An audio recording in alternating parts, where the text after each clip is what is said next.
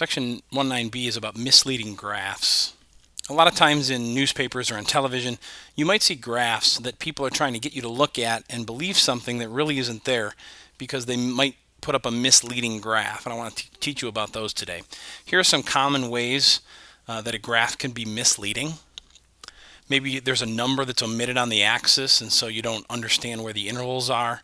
Maybe there should be a break that's shown on one of the axes, and so by not putting a break there, you might be misled into the intervals and what they are.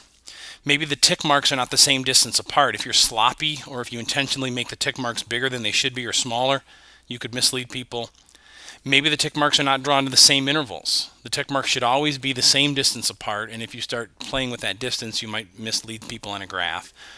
Or in a circle graph, if the percentages don't equal to 100, it would be a misleading graph. These are some of the common ways. I have one example I want to show you. Here's an example that shows a student's algebra grade for the first 4 reporting periods. And the question is this misleading? And we want to explain why.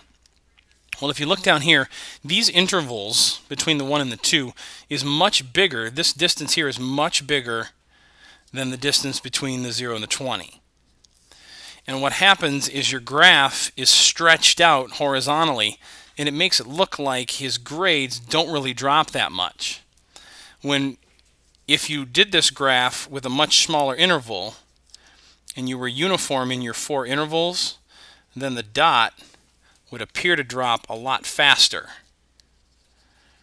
So if you see this dot, it drops a lot faster because my intervals are smaller, but here the lines drop slower, and so it can be misleading for someone if they're looking at that.